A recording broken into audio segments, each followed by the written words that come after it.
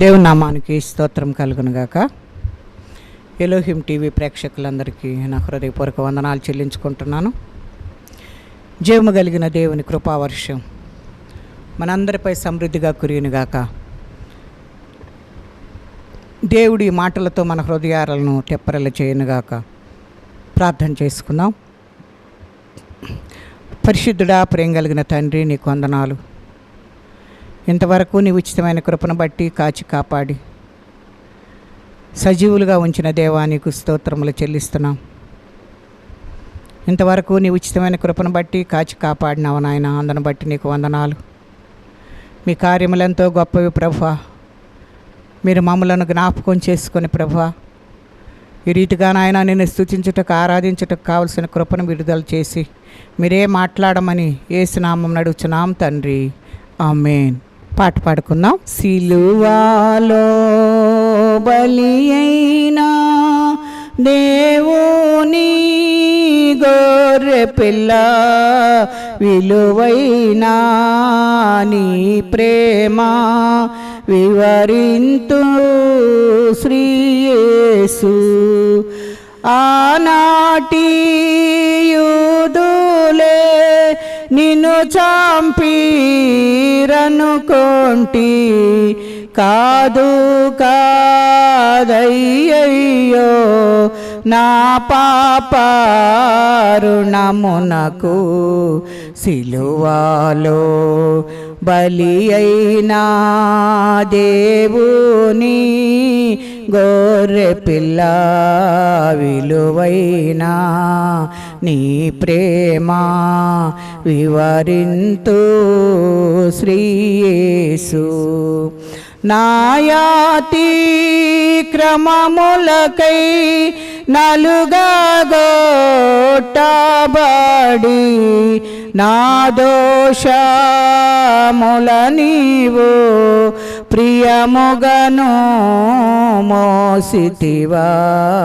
సిలువలో బలి అయినా దేవుని గొర్రె పిల్ల, విలువైనా నీ ప్రేమ వివరింతు శ్రీ యేసు. మృదువైనా నీనుదురు ముండ్ల పోట్ల చేత, స్వరూపమును లేక సోలిపోతివ ప్రియుడా. సిలువలో బలి అయినా దేవుని గొర్రె పిల్ల, విలువైనా నీ ప్రేమ వివరింతు శ్రీ యేసు. నా పాప దోషముచే నే చచ్చి ఉండగనే, మరణమై నా కొరకు మరి తిరిగి లేచితివా. సిలువలో బలి అయినా దేవుని గొర్రె పిల్ల, విలువైనా నీ ప్రేమ వివరింతు శ్రీ యేసు. మూడవ మాటను చూసుకుందాం. ఆహా మహాత్మా శరణ్య విమోచక, దోషరహిత చంపే నిన్ను నా దోషమే కదా.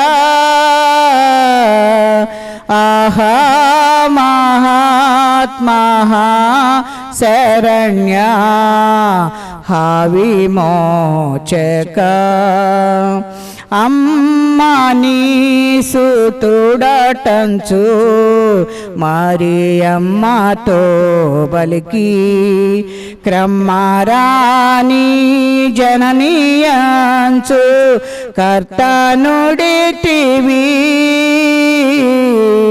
ఆహా మహాత్మా శరణ్యా విమోచక. హల్లెలూయా. దేవుని నామానికి స్తోత్రం కలుగును గాక. మూడవ మాటను జ్ఞాపకం చేసుకుందాం. ఆయన తల్లియు ఆయన తల్లి సహోదరియు క్లోపా భార్య అయిన మరియయు మగ్దలేని మరియయు యేసు శిలువనద్ద నిలుచుండిరి. యేసు తన తల్లియు తాను ప్రేమించిన శిష్యుడును దగ్గర నిలుచుండుట చూచి, అమ్మా, ఇదిగో నీ కుమారుడు అని తల్లితో చెప్పెను. తరువాత శిష్యుని చూచి, ఇదిగో నీ తల్లి అని చెప్పెను. ఆ గడియ నుండి ఆ శిష్యుడు ఆమెను తన ఇంట చేర్చుకొనెను. యోహాను సువార్త 19వ అధ్యాయము 25వ వచనం నుండి 27వ వచనం వరకు ఈ వాక్య భాగాన్ని మనం చూడొచ్చు. యేసు సిలువ వేయబడినప్పుడు ఆ చుట్టుప్రక్కల ప్రాంతాల్లో ప్రజలు గుంపులు గుంపులుగా చేరి యేసును గూర్చి మాట్లాడుకుంటున్నట్లుగా చూస్తున్నాం. ఇంతటితో ఇతని చరిత్ర ముగిసింది అని కసిదేరా నవ్వుకుంటున్న మత పెద్దలు, ఆ రోజుకు ఇక తమ పని ముగిసింది అనుకుంటున్న సైనికులు, అద్భుతాలు చేసిన వాడు ఇతడేనా అంటూ అవహేళన చేస్తున్న మరి సామాన్య ప్రజలు, తాము మెస్సియా అని నమ్మిన యేసును నిస్సహాయంగా సిలువలో వేలాడటం ఏంటి అంటూ ఆశ్చర్యపోతున్న మరి ఆయన చుట్టూ ఉన్న అనుచరులు, యూదులకు భయపడి చెల్లాచెదురైపోయిన మరి ఎక్కడో దూరంగా ఉండి చూస్తున్న శిష్యులు మనకు అక్కడ కనబడుతున్నట్లుగా చూస్తూ ఉన్నాం. అయితే ఆ కల్వరి కొండ మీద సిలువకు దగ్గరలో నిల్చుండి ప్రభు యొక్క సిలువ శ్రమలను చూస్తూ జరుగుతున్నదేమిటో అర్థం కాక తీరని దుఃఖములో మునిగిపోయిన మరొక బృందం కూడా మనకు అక్కడ కనబడుతూ ఉంటుంది. వారు యేసు తల్లి మరియా, ఆమె సహోదరి సలోమి, మగ్దలేని మరియా, క్లోపా భార్య అయిన మరియా మరియు ప్రభు ప్రేమించిన శిష్యుడు అని పిలువబడిన యోహాను, మొత్తం 5గురు సిలువకు బహు సమీపముగా నిలువబడి కన్నీరు మున్నీరుగా విలపిస్తున్నట్లుగా మనము చూస్తూ ఉన్నాం. మరి గుండెలు పగిలేలా వాళ్ళు రోధిస్తున్నట్లుగా చూస్తూ ఉన్నాం. నిస్సహాయ స్థితిలో మరి తమలో తామే కుమిలిపోతున్నట్లుగా మనము వాక్య భాగంలో చూస్తూ ఉన్నాం. అటువంటి సమయంలో ప్రభు మరొకసారి మాట్లాడుతున్నట్లుగా చూస్తూ ఉన్నాం. ధర్మశాస్త్రమునైనను ప్రవక్తల వచనములనైనను కొట్టివేయ వచ్చితనని తలంచవద్దు, నెరవేర్చుటకే కానీ కొట్టివేయటకు నేను రాలేదు అని తన అవతరణలోని అర్థాన్ని వివరించిన యేసు మరి ఒక మంచి కుమారునిలా, మరియ యొక్క జ్యేష్ఠ కుమారునిలా తన బాధ్యతను నెరవేరుస్తున్నట్లుగా మనం ఇక్కడ చూస్తూ ఉన్నాం. ధర్మశాస్త్రం యొక్క నియమం ప్రకారము తల్లిని తండ్రిని సన్మానించి ఆదరించవలసిన బాధ్యత ప్రతి కుమారుని మీద ఉన్నది. మరి ముఖ్యంగా జ్యేష్ఠ కుమారుని మీద ఉంది. జ్యేష్ఠత్వమును దేవుడు అనుగ్రహించే ఒక భాగ్యమే కాదు, అది ఒక బాధ్యతతో కూడి ఉన్నదని కూడా మనము తెలుసుకునవలసిన బద్ధులమై ఉన్నాం. జ్యేష్ఠత్వమును తృణీకరించి బాధ్యతలను విస్మరించి దేవునికి ఆశీర్వాదమును జారవిడుచుకున్నవారు మరి మనం ఏసావును చూచినట్లయితే మరి చిక్కుడుగాయల కూర కోసం తన జ్యేష్ఠత్వాన్ని అమ్ముకున్నట్లుగా మనము చూస్తూ ఉన్నాం. అలా అమ్ముకోవటం జీవితంలో ఎంతో శాపాన్ని నష్టాన్ని మూటగట్టుకున్నట్టుగా ఏసావు వంటి అనేకులు మరి ఆనాడు ఉన్నట్లుగా మనము గమనించవలసిన వారమైనాం. అప్పుడే కాదు కానీ ఇప్పుడు కూడా ఉన్నట్లుగా మనము చూస్తూ ఉన్నాం. తాను భయంకరమైన సిలువలో వేలాడుతున్నప్పటికీ శరీరంలో తీరని బాధను వేదనను అనుభవిస్తున్న ఆ సమయంలో కూడా యేసు తల్లి పట్ల తనకున్న బాధ్యతను ఏమాత్రమును విస్మరింపలేనట్లుగా మనం ఇక్కడ చూస్తూ ఉన్నాం.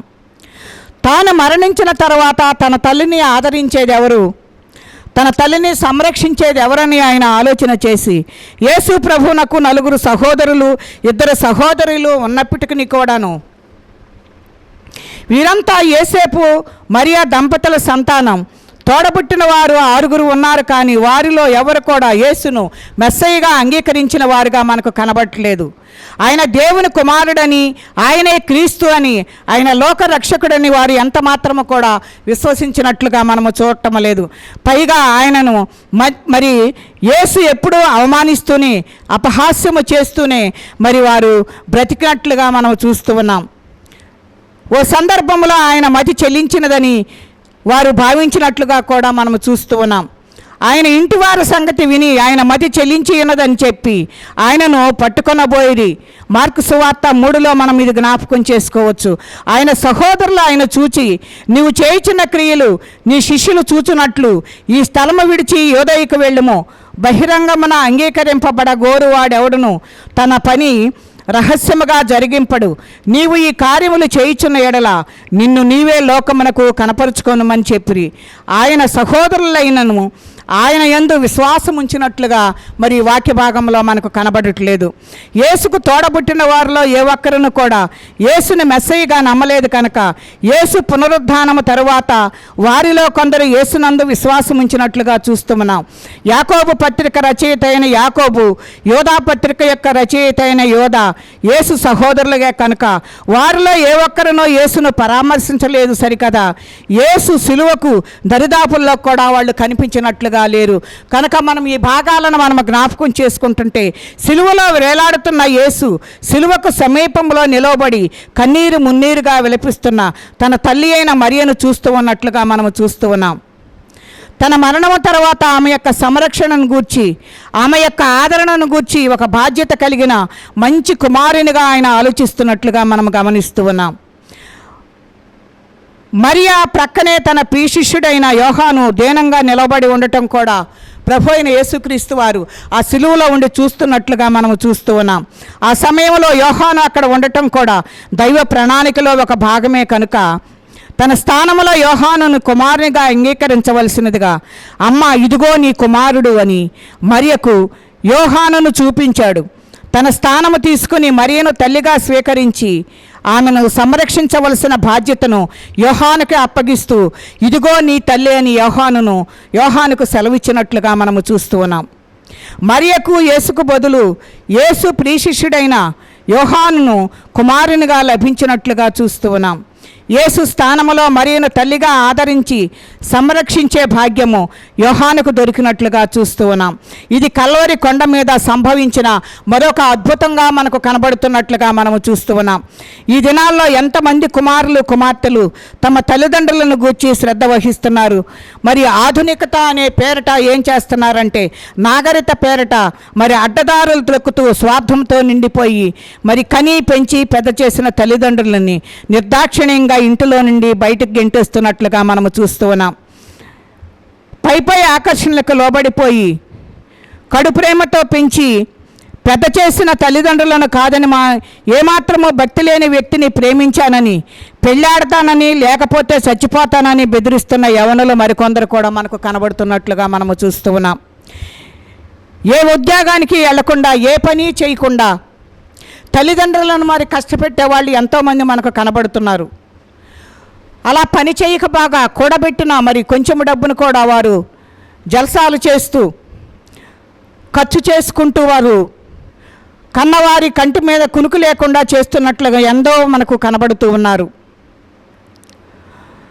కనుక మనము జ్ఞాపకం చేసుకోవాల్సింది ఏంటి అని అంటే, ఇలాంటి పరిస్థితులకు మనము లోబడకుండా దేవుని వాక్యంలో దేవుడు మనకు ఎలాగ బోధించాడో ఆ రీతిగా మనము జీవించాలని దేవుడు మనతోటి మాట్లాడుతూ ఉన్నాడు.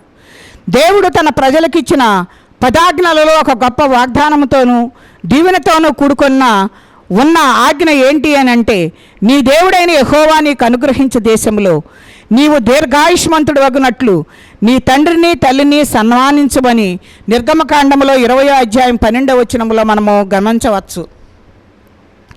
తల్లిదండ్రులను ప్రేమించి గౌరవించే వారికి దేవుడు దీర్ఘాయుష్ను వాగ్దానం చేశాడు. మరి తల్లిదండ్రులను దూషించి బాధించి వేధించే వారి మాట ఏమిటని మనం చూస్తే అటువంటి వారికి బైబిల్లో చాలా హెచ్చరికలు మనకు కనబడుతున్నాయి. ఎవడు తన తండ్రినైనను తల్లినైనను దూషించునో వానికి మరణశిక్ష విధించవలెను.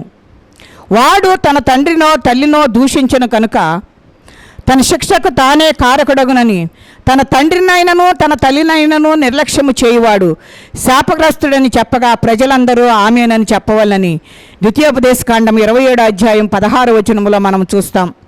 తన తండ్రినైనను తల్లినైనను దూషించువారి దీపము కారు చీకటిలో ఆరిపోవునని, నిన్ను కనిన నీ తండ్రి ఉపదేశమును అంగీకరించుము, నీ తల్లి ముదిమి యందు ఆమెను నిర్లక్ష్యము చేయకుము, నీకు మేలు కలుగునట్లు నీ తండ్రిని నీ తల్లిని సన్మానింపుము, అప్పుడు నీవు భూమి మీద దీర్ఘాయుష్మంతుడు వగుదువు. ఇది వాగ్దానంతో కూడిన ఆజ్ఞలుగా మనకు కనబడుతూ ఉన్నది.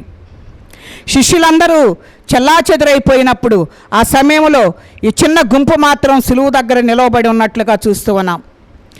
సిలువకు దగ్గరగా నిలవబట్టం అంటే ఏంటి అని అంటే, సిలువలో వేలాడుతున్న యేసును చూస్తున్న ఆ సమయంలో వారి తలంపులు, అనుభవాలు, జ్ఞాపకాలు ఏ విధంగా ఉంటాయని మనము కొంచెం లోతుగా పరిశీలన చేసుకున్నట్లయితే, యేసు తల్లి మరియా అప్పటికి సుమారు 34.5 సంవత్సరాల క్రితం గబ్రియేలు దూత మరియను దర్శించి, దయాప్రాప్తురాల, నీకు శుభము, భయపడకము, దేవుని వల్ల నీవు కృప పొందితివి, ఇదిగో నీవు గర్భము ధరించిన కుమారుని కని ఆయనకు యేసు అను పేరు పెట్టుదువు, ఆయన గొప్పవాడై సర్వోన్నతుని కుమారుడు అనబడును, ప్రభు అయిన దేవుడు ఆయన తండ్రి అయిన దావీదు సింహాసనమును ఆయనకిచ్చును అని చెప్పిన మాటలను జ్ఞాపకం చేసుకొని మరి అక్కడ ఆశ్చర్యపోయినట్లుగా మనము చూస్తూ ఉన్నాం.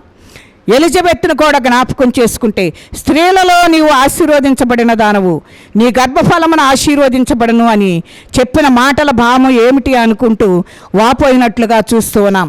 యేసు దేవాలయములో ప్రతిష్ఠింపబడిన దినమున సిమియోను నీ హృదయములోనికి ఒక ఖడ్గము దూసుకొని పోవును అని తనతో చెప్పిన మాటలు అర్థము ఇదేనంటూ పలు విధాలుగా తలపోసుకుంటూ ఆ తల్లి కుమిలిపోతూ దిక్కుస్తున్నట్లుగా మనము చూస్తూ ఉన్నాం.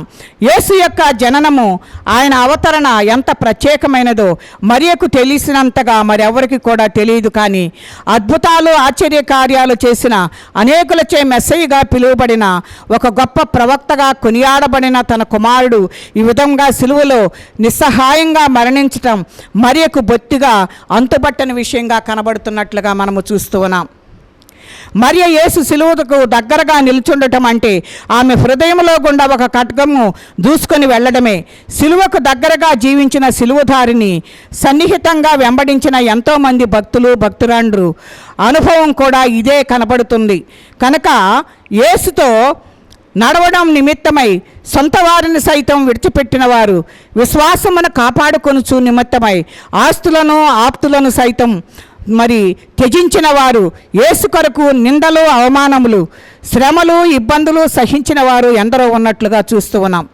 ఎవరు విన్నా వినకపోయినా, ఎవరు తోడు వచ్చినా రాకపోయినా, నేను యేసు వెంటే ఉంటానంటూ సిలువ వేస్తున్న పట్టుదలతో సాగిన విశ్వాస వీరులు ఎందరో ఉన్నట్లుగా మనము చూస్తూ ఉన్నాం. కనుక సిలువకు దగ్గరగా ఉండాలి అనుకునే ప్రతి వ్యక్తి కూడా అందుకు మూల్యం చెల్లించక తప్పదు.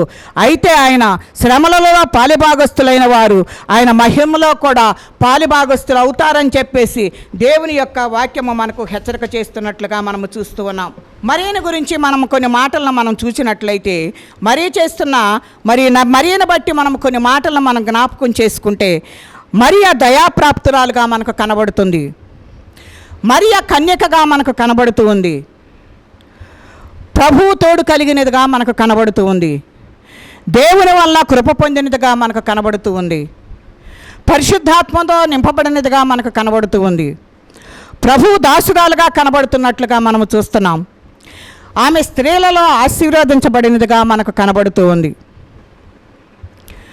కనుక మరియను గురించి మనము ఈ వివరాలన్నీ కూడా మనము జ్ఞాపకం చేసుకుంటూ, ఆమె ఇవన్నీ కూడా విషయాలను తలపోచుకుంటూ సిలువకు దగ్గరగా ఉండి దుఃఖిస్తున్నట్లుగా మనము చూస్తూ ఉన్నాం.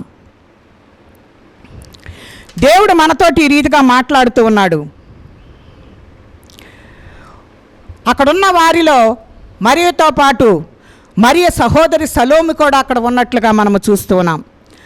ఆమె భర్త పేరు సలోమి అనగా సమాధానము అని అర్థం. ఆమె భర్త పేరు జబదయి. యేసు శిష్యుల్లో యాకోబు మరియు యోహానులు వీరి కుమారులే.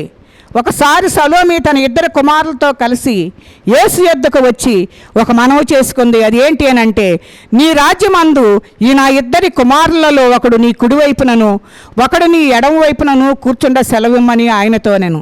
అందుకు యేసు, నా కుడివైపునను నా ఎడమ వైపునను కూర్చుండనిచ్చుట నా వశమున లేదు, నా తండ్రి చేత ఎవరికి సిద్ధపరచబడినో వారికే అది దొరుకునని చెప్పిను.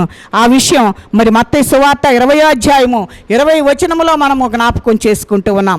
యేసును గూర్చి సలోమికి ఉన్న అవగాహన, అభిప్రాయాలు వేరుగా ఉన్నట్లుగా మనము చూస్తూ ఉన్నాం. యేసు చేసిన అద్భుతాలను బట్టి, ఆయనకు ఉన్న అనుచరణ మరి గుణాన్ని బట్టి ఆయన అతి త్వరలోనే ఒక రాజ్యాన్ని స్థాపిస్తాడని, గొప్ప అధికారాన్ని చేపడతాడని ఆమె భావించినట్లుగా మనం చూస్తూ ఉన్నాం. అందుచేతనే స్వార్థముతో ప్రభువు వద్దకు వచ్చి తన కుమారులిద్దరకు యేసుకు ఇరువైపులా ఉండాలని మరి యేసు దగ్గరకు వచ్చి విన్నవించుకుంటున్నట్లుగా మనము చూస్తూ ఉన్నాం.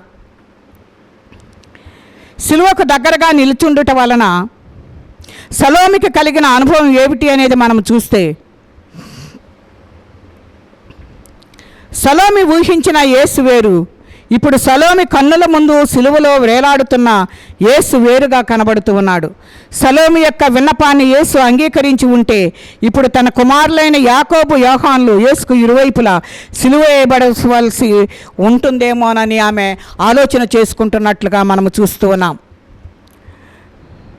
సిలువను చూసే కొద్దీ సలోమి యొక్క స్వార్థము పటాపంచలైపోయినట్లుగా చూస్తూ ఉన్నాం. నిస్వార్థమైన ప్రేమతో అనేకుల కొరకు సిలువలో వేలాడుతూ ఉన్న యేసును చూచి పశ్చాత్తాపడి ఉంటుంది కనుక, మనసులోనే ప్రభువును క్షమాపణ వేడుకొని ఉంటుంది కనుక, సిలువకు దగ్గరగా నిలుచున్న మన జీవితాలలో ఇంకా స్వార్థము ఏలుబడి చూస్తున్నామో, మరి సలోమిలాగా స్వార్థంగా ఆలోచన చేస్తున్నామేమో. మరి ఆ సిలువ దగ్గరకు వచ్చిన తర్వాత ఆమె ఏ రీతిగా క్షమాపణ చెప్పుకుందో ఆ రీతిగా మనము కూడా సిలువకు దగ్గరగా వెళ్ళి సిలువను చూచే కొద్దీ, సిలువకు దగ్గరగా వచ్చే కొద్దీ మన హృదయాల్లో పరివర్తన రావాలి అని, మరి దేవుడు మన మనసులను ప్రక్షాళన చేయాలని, నిస్వార్థమైన ప్రేమతో ప్రభువుని ప్రేమించాలని మరి ఈ వాక్య భాగం ద్వారా దేవుడు మనకు హెచ్చరిక చేస్తున్నాడు. మరి సలోమి అంటే మరి సమాధానం అని మనం అర్థం చేసుకున్నాం. క్రీస్తుని వెంబడించిన సలోమిగా మనకి ఇక్కడ కనబడుతుంది. క్రీస్తునకు పరిచారము చేసిన సలోమిగా కనబడుతూ ఉంది. ప్రభువును ప్రేమించిన సలోమిగా కనబడుతూ ఉంది. దేవునిని గూర్చి ఆసక్తి కలిగిన సలోమిగా మనకు కనబడుతుంది. దేవుని ప్రజలతో సహవాసం గల సలోమిగా మనకు కనబడుతున్నట్లుగా చూస్తూ ఉన్నాం. దేవుని కొరకు సుగంధ ద్రవ్యములు తీసుకుని వచ్చి తెచ్చిన సలోమిగా మనకు కనబడుతూ ఉంది. దేవునిలో తనకంటూ సాక్ష్యము సంపాదించుకున్నట్లుగా సలోమిని మనం ఇక్కడ చూస్తూ ఉన్నాం. మూడవదిగా చూస్తే మొదటిగా మరియా, రెండవదిగా మరియతో ఉన్న తన సహోదరి సలోమి, అలాగే మూడవదిగా మనము చూస్తే మగ్దలేని మరియను మనము జ్ఞాపకం చేసుకోవచ్చు. మగ్దలేని మరియను మనము జ్ఞాపకం చేసుకుంటే యేసు సిలువ దగ్గరకు నిలువబడిన మరొక వ్యక్తి మగ్దలేని మరియగా మనకు కనబడుతుంది. ఈమె ఊరు పేరు మగ్దలా కనుక, మరియలు చాలామంది ఉన్నారు కనుక గుర్తింపు కొరకు మగ్దలేని మరియ అని పిలువబడుతుంది కనుక, ఈమెలో నుండి ప్రభువు 7 దెయ్యములను వెళ్ళగొట్టిన నాటి నుండి ప్రభువును బహు నమ్మకముగా పట్టు విడవకుండా వెంబడించిన సహోదరిగా మనకు కనబడుతూ ఉంది. ప్రభు తన పరిచర్య భాగంలో ఎంతోమందిని స్వస్థపరిచినట్లుగా చూస్తూ ఉన్నాం. ఎంతోమందిని బాగు చేసినట్లుగా చూస్తూ ఉన్నాం. ఎంతోమందిని అపవిత్రాత్మముల నుండి విడిపించినట్లుగా మనము చూస్తూ ఉన్నాం. కానీ వారిలో అనేకులు ప్రభువుని వెంబడించటంలో వెనుకబడిపోయినట్లుగా చూస్తున్నాం. వారెవరు కూడా యేసు సిలువ దగ్గరలో కనిపించరు. కానీ తన జీవితంలో విడుదల పొందిన నాటి నుండి ప్రభువుని విడువక శిష్యులలో కలిసి ప్రయాణము చేస్తూ అందరికీ పరిచర్య చేస్తూ అనేకులకు ఒక చక్కని మాదిరిగా నిలువబడిన సహోదరిగా మనకి ఇక్కడ కనబడుతుంది.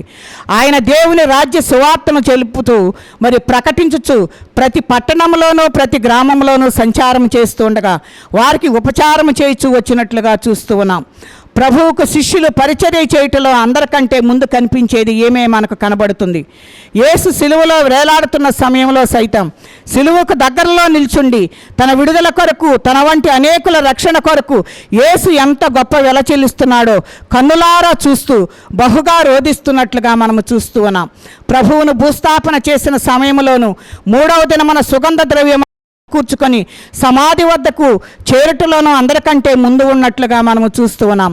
అందుచేతనే ప్రభువు మరణము నుండి తిరిగి లేచిన ఉదయాన మొట్టమొదటిగా ఈమెకు తన దర్శనము భాగ్యము కలిగించినట్లుగా చూస్తూ ఉన్నాం.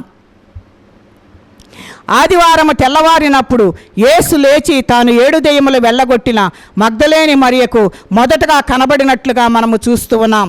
కనుక మరియ ఒక ధన్యజీవిగా మనకి ఇక్కడ చరిత్రలో కనబడుతుంది.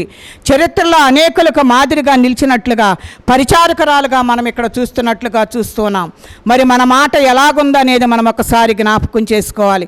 కష్టాలు, ఇబ్బంది కలిగినప్పుడు మాత్రం ప్రభు దగ్గరకు వచ్చి విడుదల దొరికిన తర్వాత ప్రభువుని వెంబడించటంలో వెనకబడిపోతున్నామేమో ఒకసారి మనము సరి చేసుకోవాలి. కేవలం ఎన్నో మేలులు, ప్రయోజనాలు ఆశించి ప్రభువుని వెంబడిస్తున్నామా, లేక ఆయన మన కొరకు సిలువ సిలువలో చేసిన బలియాగమును బట్టి నిండు కృతజ్ఞతతో ఆయనను వెంబడిస్తున్నామా?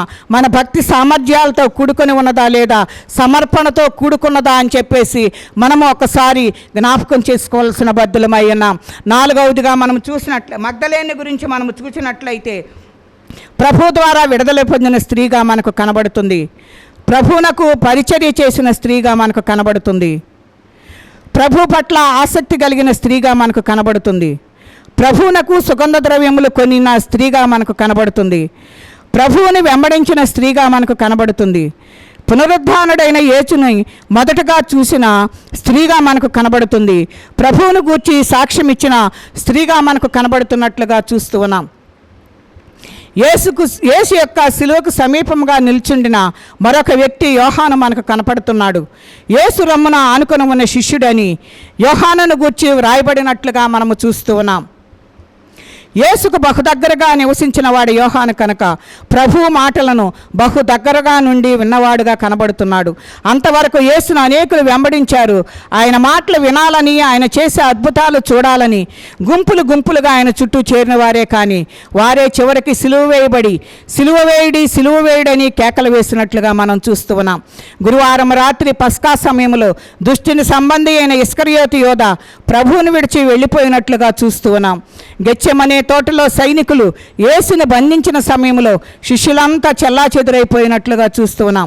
మరణము వరకు వెంట వస్తానని చెప్పిన పేతురు సైతం నేను యేసుని ఎరుగనని ముమ్మారు బొంకినట్లుగా చివరకు యేసు శిష్యులలో సిలువ సమీపంలో మిలిగినది ఒక్క యోహాను మనకు కనబడుతున్నట్లుగా చూస్తూ ఉన్నాం. మిగిలిన వాళ్ళందరూ కూడాను మరి ప్రభు అయిన యేసుక్రీస్తు వారిని విడిచి మరి వెళ్ళిపోయినట్లుగా మనము చూస్తూ ఉన్నాం. ఎప్పుడూ యేసు ప్రక్కనే ఆయనను ఆనుకుని కూర్చుండే యోహాను ఇప్పుడు యేసుకు ఎదురుగా యేసు సిలువకు సమీపంగా నిలువబడి ఉన్నాడు. అందుచేతనే యేసు యోహానుపై ఒక గురుతరమైన బాధ్యతను ఉంచుతున్నట్లుగా చూస్తూ ఉన్నాం. మరి కుమారునిగా తన స్థానమును తీసుకుని ఆమెను సంరక్షించి ఆదరించవలసిందిగా యోహానుకు సెలవిచ్చినట్లుగా మనము చూస్తూ ఉన్నాం. ఆ గడి నుండి ఆ శిష్యుడు ఆమె తన ఇంట చేర్చుకొనినట్లుగా మనము చూస్తూ ఉన్నాం. కనుక మన పరిస్థితులు ఎలాగున్నాయో మనము జ్ఞాపకం చేసుకోవాలని ఈనాడు నీవు నేను యేసు స్థానము తీసుకొని యేసు కొరకు పనిచేస్తున్నామా లేదా, దేవుని పిల్లలముగాను యేసు యొక్క అనుచరులముగాను సమాజంలో మన బాధ్యతలు నిర్వర్తిస్తున్నామా? మనము కూడా ఒక సమాజంలో యేసు స్థానము తీసుకుని యేసు కొరకు పనిచేయుటకు ప్రభు మనకు అట్టి కృప అనుగ్రహించునుగాక. దేవుడి కొద్ది మాటలు మన వినికిడిలో దీవించి ఆశీర్వదించునుగాక. చిన్న ప్రార్థన చేసుకుందాం.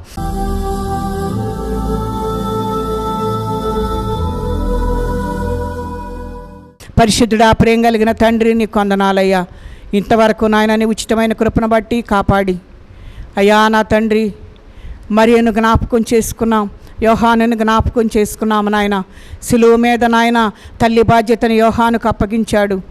అలాగే నాయన కుమారుని బాధ్యత తల్లికి అప్పగించాడయ్యా.